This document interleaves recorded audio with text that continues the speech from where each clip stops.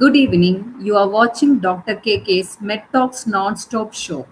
Welcome to Med Talks Live, conversation that matter, an educational initiative supported by Eli Lilly. I, Dr. Anis Joseph, am your host for today's session.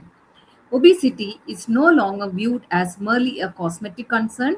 It is now recognized as a complex chronic disease that affects overall metabolic health. Despite increasing awareness, many individuals continue to struggle with weight management even after repeated attempts with diet and exercise. This has raised important questions around when medical therapy should be considered as part of obesity care.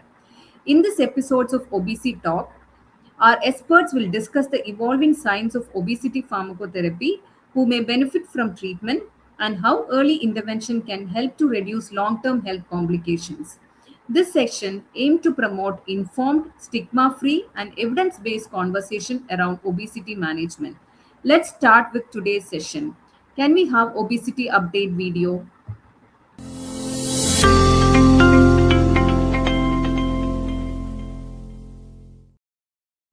Recent research highlights that obesity increases the risk of over 200 medical conditions, including heart disease, sleep apnea, infertility, and certain cancers. International obesity discussion increasingly emphasized early screening for MASH, NAFLD in patients with obesity and type 2 diabetes.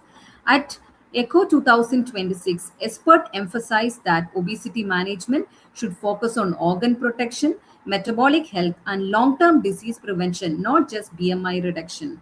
The ECHO 2026 suggested that greater weight loss with GLP-1 therapies may reduce the risk of heart failure, sleep apnea, osteoarthritis, and kidney diseases.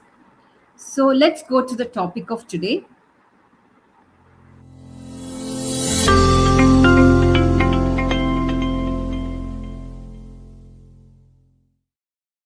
Now, let me introduce our guest for today, Dr. Gobinath N.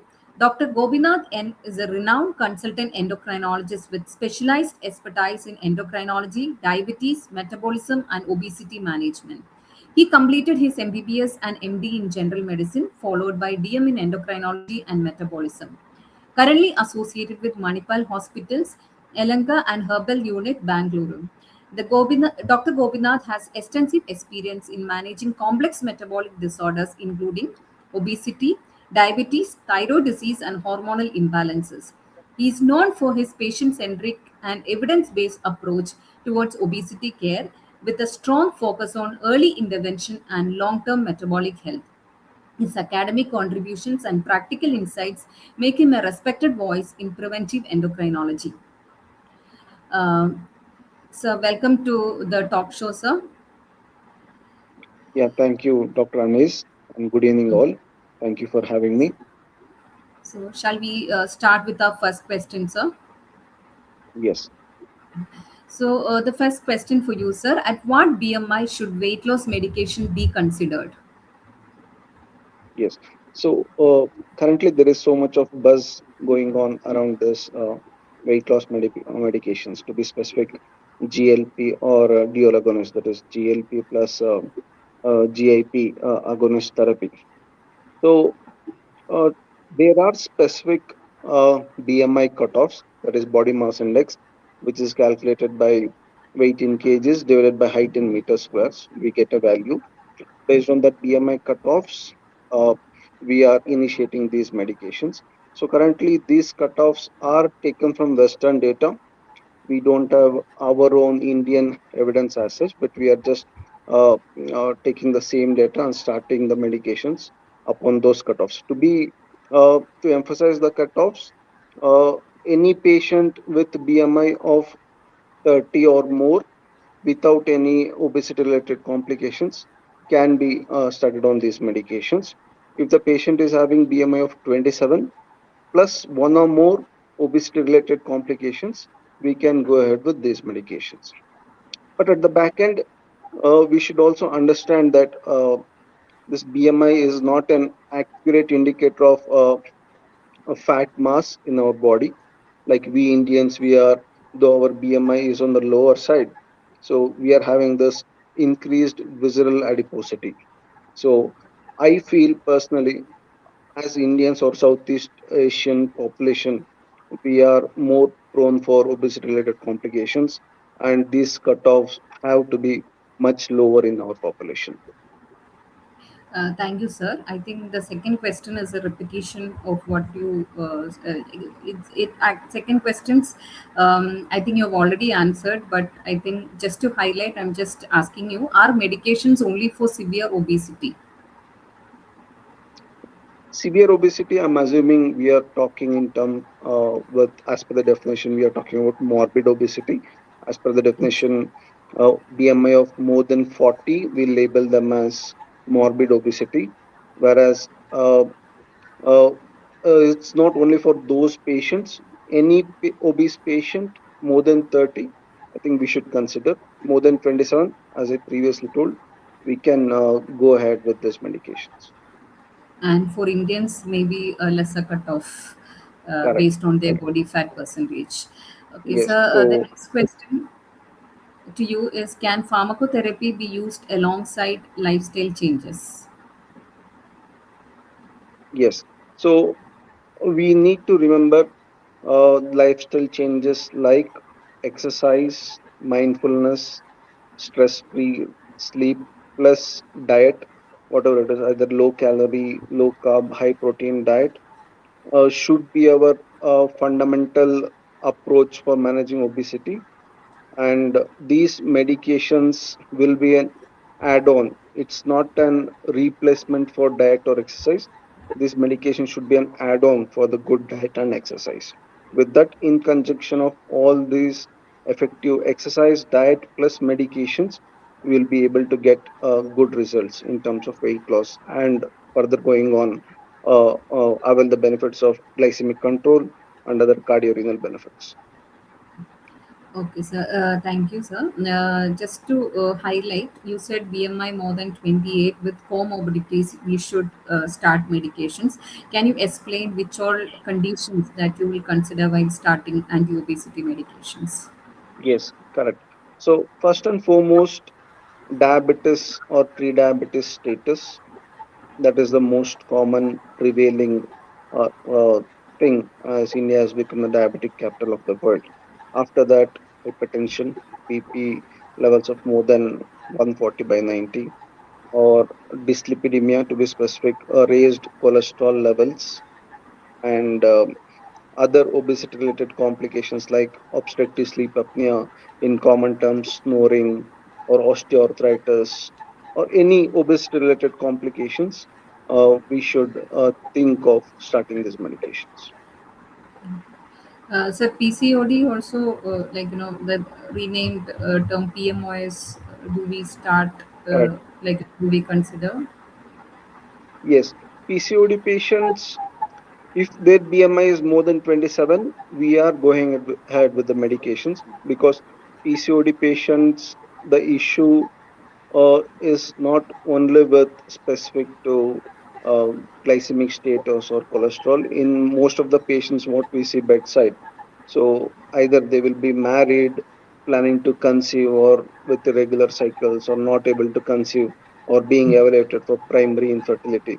So the rationale of starting these medication in those patients are with good weight loss. Uh, if menstrual cycles become regular, if they become ovulatory, their chances of spontaneous conceiving will go up. So that is the reason we start these medications in PCOD patients. Okay, most of the times when you suggest pharmacotherapy for patients, they feel like, is it a sign for that, lifestyle measure fails, that they have to be started on medications? Not necessarily. It's not that lifestyle measures have failed. Uh, there are so many aspects for this statement. For example, uh, the biology of obesity per se, our body is built in such a way that it will, once we lose certain amount of weight with the help of diet or exercise, the body will try to go back to its own baseline state. The obesity biology is as such. So it's not that lifestyle measures have failed. We can also think like lifetime measures is not enough to just to sustain this weight loss. To help diet and exercise sustain weight loss further, we can add on these medications. So this is one part of the discussion. So in other part, there are so many other things, other aspects when we sit in a patient's chair and think. So when they are going about their routine daily activities, so some patients feel that they'll not be able to give their full uh, self to diet or exercise. Maybe because of, for example, if the patient is suffering from osteoarthritis, middle-aged or elderly female patient suffering from osteoarthritis, you can't expect her to do some moderate intensity exercise at least 30 to 40 minutes per day. Or for example, what set of patients I get, they say they are in front of PC, they are techies sitting in front of PC for 12 hours, 14 hours a day. They're not able to give enough attention to diet and exercise. In from patients' perspective, sometimes we need to understand their concerns, their issues, what they are going on with their lifestyle, and then accommodate accordingly, plus add on these medications. Yes, That should be our approach. yes, sir. As you rightly said, starting medication on somebody is not a lifestyle failure. That is just an add-on to lifestyle measures. In some patients where they have resistant to lifestyle measures, adding these medications early would help.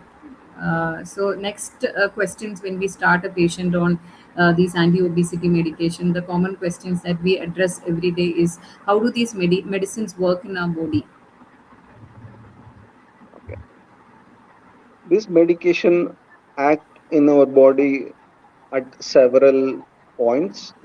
To be specific, uh, this molecule GLP-1 analog, or GLP-1 to be specific, it is secreted from our small intestine after having food.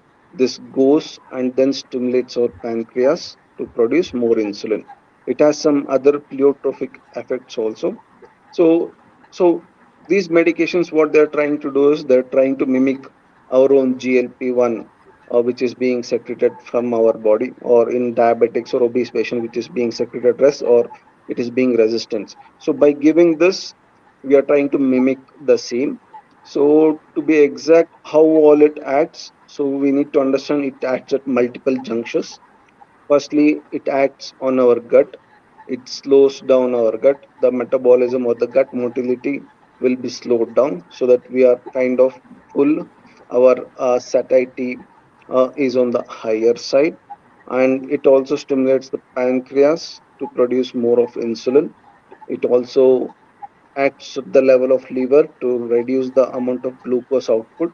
And it also acts on the brain, which reduces our cravings or appetite. There are furthermore, I think that will be more complex mechanisms to understand. As you rightly said, sir, it just not reduces the appetite. It has multiple levels of action which help an individual to lose weight. So, other common question which we encounter is: are these medications safe for long-term use? Okay, so that is an valid question. Most of our patients come back to us with that question. So I think that is valid because for every new molecule, there is that which comes into the practice or market, there is initial skepticism from the patient side whether it's safe or not.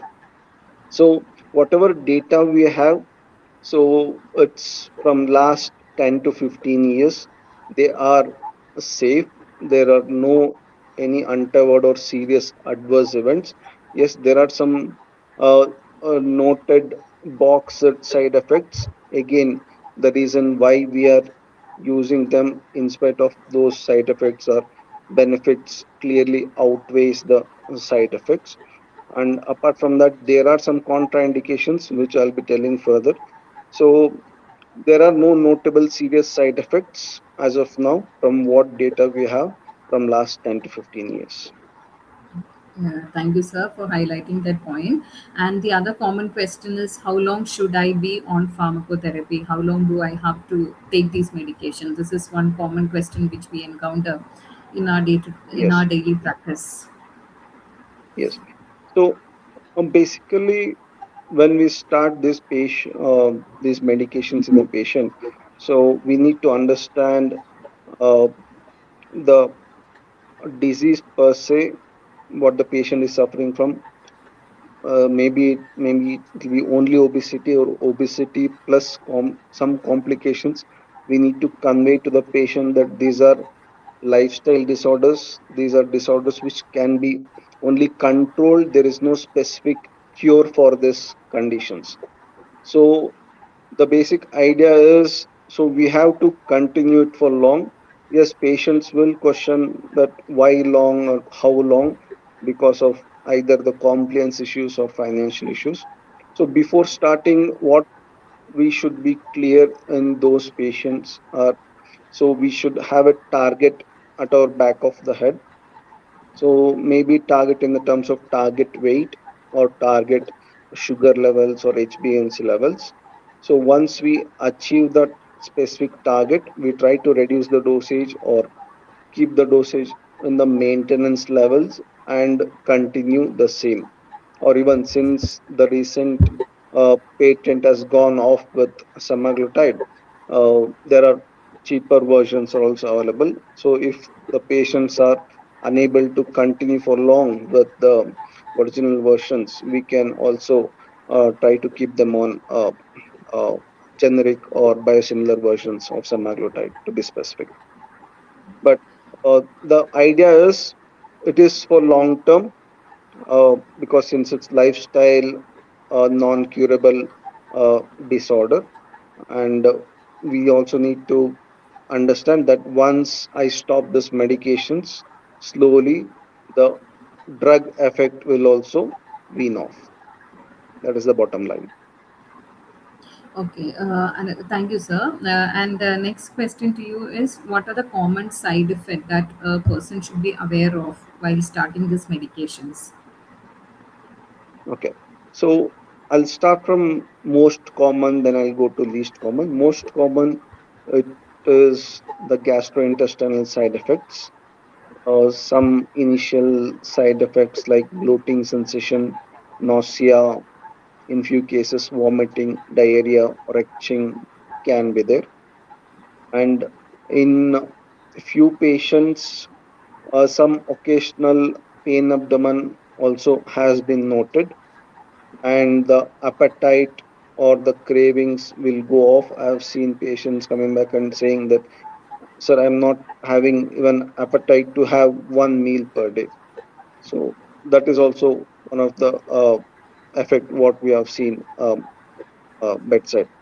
Coming to the more serious and rare side effects, yes, we have seen some occasional or rare causes of pancreatitis, being maybe it was indolent phase or in the subclinical phase, maybe it got aggravated with the medications, or patient coming to us with pain abdomen and found out to have pancreatitis.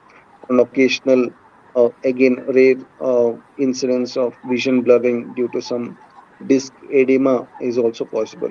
But again, these are very less in numbers, maybe less than 1%.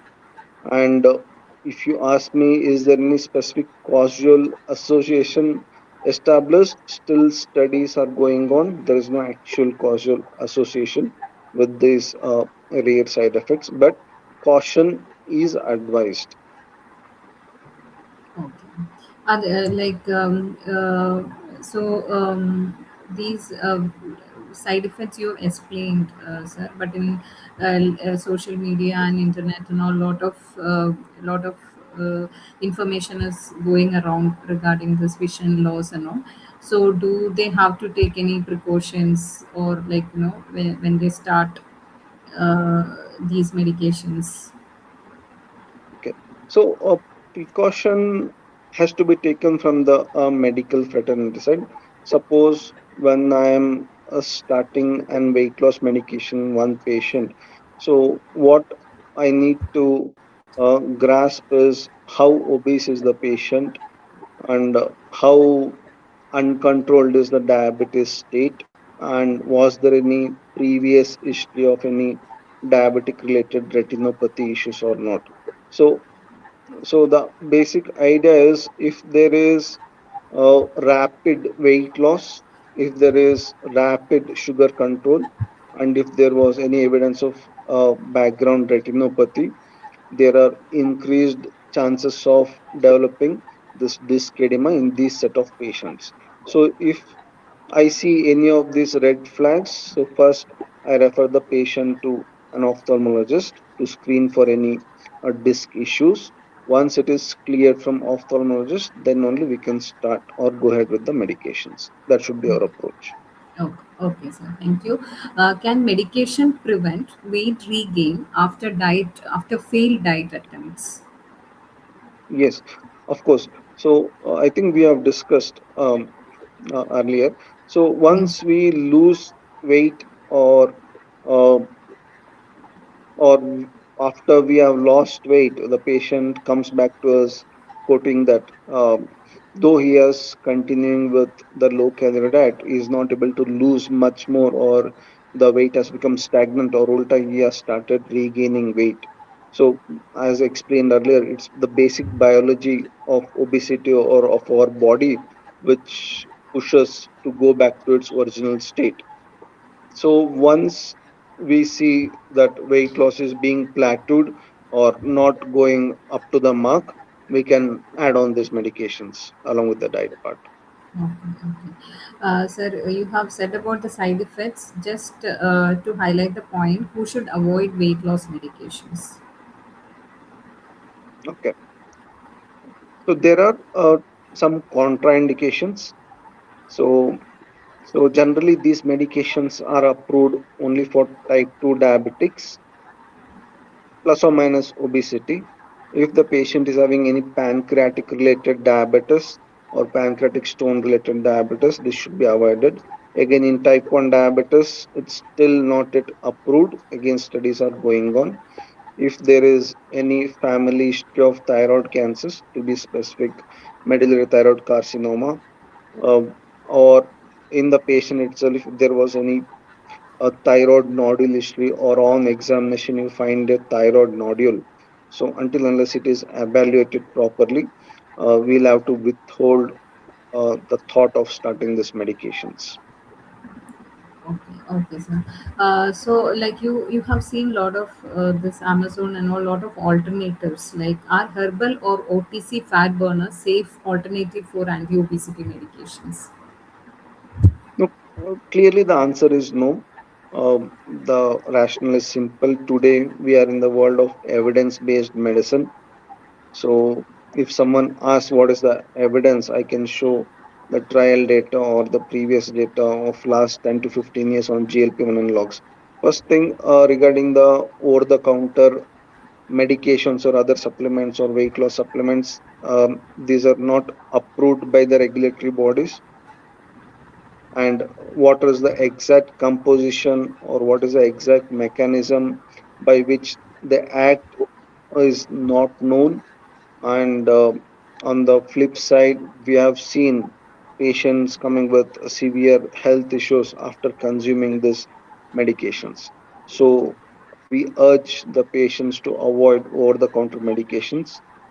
Please consult a nearby endocrinologist, and only then they can go ahead with the supplements. There are some meal replacement powders. So for the education purpose of the population purpose, I'm telling, yes, those are specifically advised. Something like meal replacement supplements, which is of zero calorie or low calorie powders with good amount of protein supplements.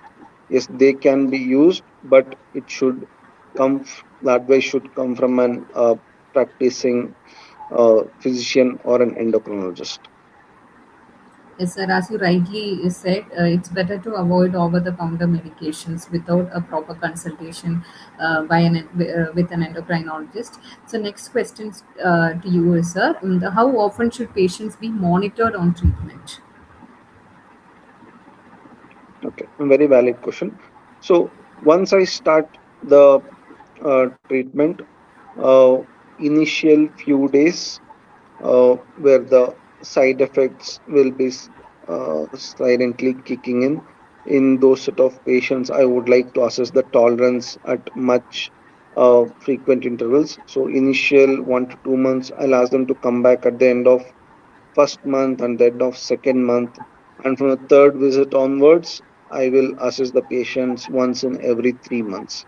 So what I would assess is what is the extent of weight loss, the speed of weight loss the patient is having, and along with that, the metabolic parameters like sugar levels, HbA1c, cholesterol levels, and other inflammatory marker levels, how well they are improving. We will assess the patient as a whole, and uh, we will take the final call on whether to continue on the same dosage or increase the dosage or reduce the dosage likewise. Okay, sir. Sir, you've already answered this question, but can pharmacotherapy improve metabolic parameters like sugars and cholesterol? Yes. So it has shown, firstly, I would like to say these GLP-1 analogs or weight loss medication, it was approved initially for sugar control, for better glycemic control, and then found out to have good weight loss. Then the focus is shifted towards the weight loss. So, of course, we can use it for improved diabetes control and improved cholesterol, lowering of the cholesterol and other inflammatory markers like HRCRP or lipoprotein A. We have seen, we call it pleiotropic or other benefits of these molecules. We have seen significant drop in these markers as well. Okay, sir. And many a times we will be able to reduce the diabetic medication dose once these patients are Yes, on very correct. GLP-1 Yes, analogs. correct. So, the next question to you is, what is the biggest myth about obesity medications? Okay. Biggest myth would be I have patients, they read about um, they read about these molecules or they hear in social media and uh, come back to me stating that this medication will damage the kidney or damage the liver. So I would like to stress that these medications have been approved by all eligible regulatory bodies in India and rest of the world. So there is no direct link to any organ damage per se. On the flip side, these molecules help in preventing cardiovascular, renal, and even liver damage. And the second most myth, what I've experienced is patient want to take this medication for just 2 months, 3 months, then have uh, rapid weight loss because of some personal or social reason, uh, and they want to stop this medications. So we would like to tell that um, these medications are approved for specific indications only, as we have previously described. And if there is no proper indication for starting this medication, I think we shouldn't start this medications. Thank you. So there are some audience questions. Can I just Yes, take them? And will I regain weight once I stop obesity medications? yes. Um, So, like I explained, biology of obesity. So, the basic issue will be persisting. So, once I stop the medication, what are the beneficial advantages were there of these medications will be going away. Maybe there is an added advantage initial push upon diet exercise plus the add-on medication. Maybe we have achieved a good chunk of weight loss, but once we have stopped the medications, there are very good chances the weight will be regained. Again, at what interval the patient will usually regain the weight. Again, that is again very subjective. We have seen patients able to maintain weight for a good chunk of 6 months, 1 year, and some few patients even 2 years without the medications. Later, they started gaining weight. But once we stop the medication, the benefits will go away and weight gain will occur. Okay. I think Ms. Arpita has asked a question. How long should someone try diet and exercise before consulting obesity doctor? Okay. So I would uh, put the patients on strict diet and lifestyle at least for 3 months. I would want to assess how well the patient is able to sustain a low calorie, low carb diet and plus moderate intensity exercise for 40 minutes, 30 to 40 minutes per day for 3 months. And I will see how well the patient is losing weight and how well the patient is coping up with this newly changed lifestyle. Only after that, I would like to start this medications. Next question is: can semaglutide be started in children and old age? Okay, children and old age. Yes, as per the latest data, I'll first tell about children. As per the latest data, uh, it is approved for age, to be specific, I'll have to go through the data, but uh, liraglutide is one GLP-1 molecule. It was approved for adolescent type 2 diabetics also. I think the age cutoff was 11 or more. Again, the recent data on semaglutide is yet to come out. We should be able to get that data, but any child with 11 or more, we should be able to use this medications.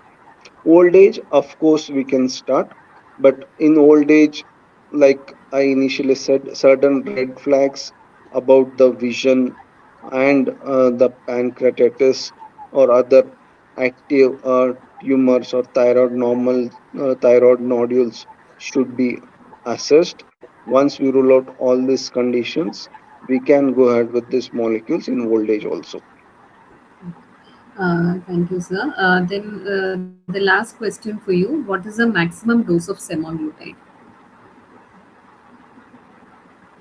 Okay.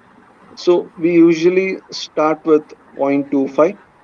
From 0.25, we increase slowly to zero point 0.5, then 1, then from 1 to 1.7, from 1.7 to 2.4 milligram subcutaneous every week.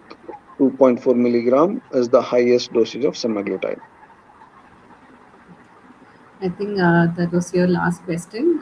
Thank you, Dr. Gopinath, for joining us today. And that will be all for today. Dr. KK's Med Talk will return tomorrow at 7 p.m. with another edition of the show. Keep watching Dr. KK Med Talks. Namaskar. Thank you, Dr. Anis. Good evening, all. Good evening.